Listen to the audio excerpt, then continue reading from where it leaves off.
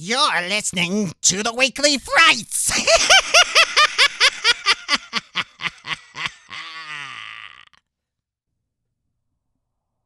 They say the past never really stays buried in Tennessee. The wind that moves across those farmlands can carry more than just the smell of river clay and tobacco. It can carry whispers, stories, and sometimes curses. Tonight, we step into one of the oldest and best documented hauntings in American history. A haunting that began on a quiet farm in 1817 and never really ended. This is the story of the Bell Witch. Picture the Red River Valley in the early 1800s. Wooded hills, narrow dirt roads, and a handful of farmhouses scattered miles apart. Among them stood the home of John Bell, his wife Lucy, and their children. By all accounts, John was a good man, a farmer, a deacon at the Red River Baptist Church, respected, if a little proud. For years, the Bells lived in peace. They worked the land and traded with neighbors, and helped build the growing community that would later become Adams, Tennessee. Then came the fall of 1817, and everything changed. It started with something simple. John Bell seeing an animal in the cornfield. A dog, he thought. But as he raised his gun to chase it off, the creature stood upright, half dog, half rabbit, and vanished before his eyes.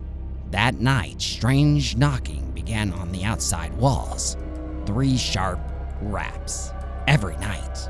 When John ran outside to catch the culprit, those noises stopped and started again the moment he came back inside. Then, the sound of a rat chewing inside the bedpost, chains dragging across the floor, stone-like thuds against the cabin walls.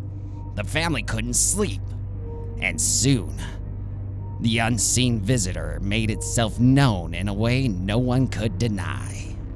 At first, it was faint, a whisper, almost like a child's voice. But as the night passed, it grew louder, clearer, until words began to form. It called out the Bells by name and sang hymns. It cited sermons word for word that had been preached miles away, as if it heard them firsthand. The spirit spoke mostly to Lucy Bell, kindly, even gently. But to John, its voice turned sharp, mocking, venomous. Soon, the neighbors heard it too. People came from miles around to witness the impossible. A disembodied voice that answered their questions, repeated their secrets, and insulted them with alarming accuracy. Some nights it sounded like a woman, other nights, an old man. Once, it even mimicked everyone in the room at once. It introduced itself by many names, but one name stuck: Kate. The locals began calling her the Bell Witch. The haunting spread through the country like wildfire. Ministers came to test it, skeptics came to debunk it, and yet each left with the story they couldn't explain.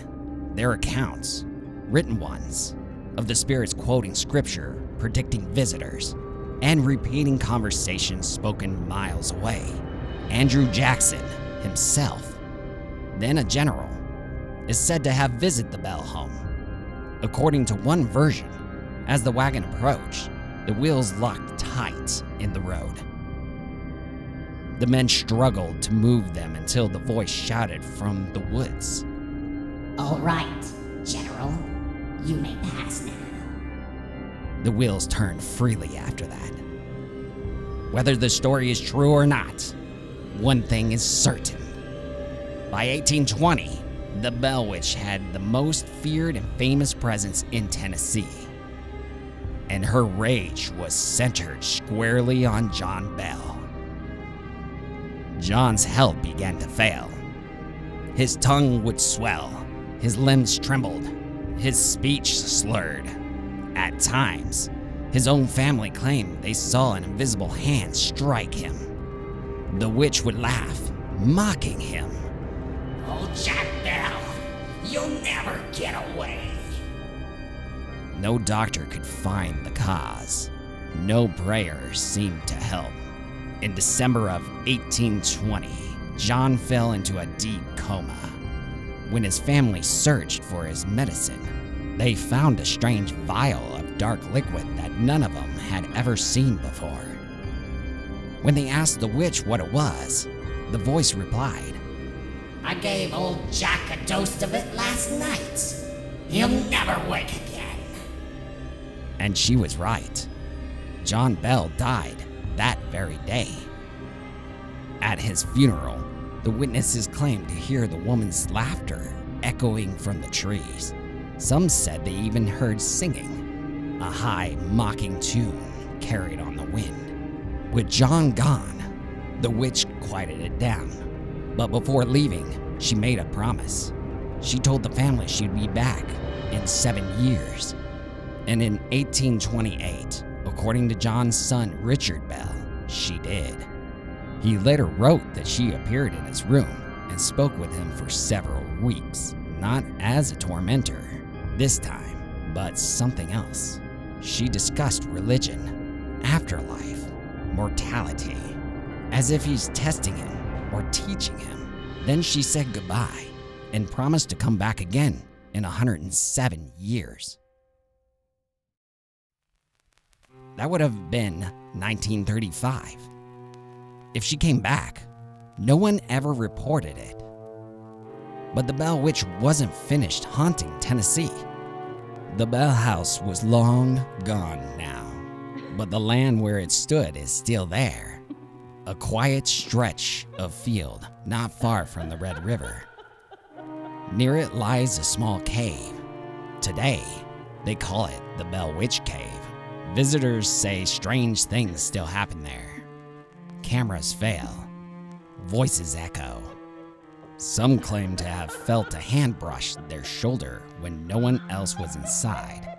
Locals say if you go there at night and speak her name, you'll sometimes hear a woman whisper back, close enough to make you think she's standing right behind you. There are even reports from 1930s and 1940s of travelers hearing the same 3 knocks on the walls of their homes near Adams. Always 3, always at night, and always followed by silence. The Bell Witch story endures because it feels too detailed to be folklore. Too many witnesses, too many written accounts, too much history recorded by people who swore they weren't telling ghost stories, but facts. Maybe it was just mass hysteria. Maybe it was grief and guilt turned into sound.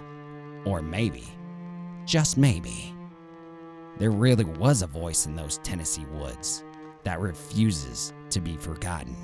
Whatever the truth is, the wind still moves across the Red River Valley. And if you listen closely enough, you might just hear her voice. You've been listening to the Weekly Frights. If you enjoyed this story, subscribe to the channel, share it with a friend, and keep your lights low tonight, just in case something decides to whisper back.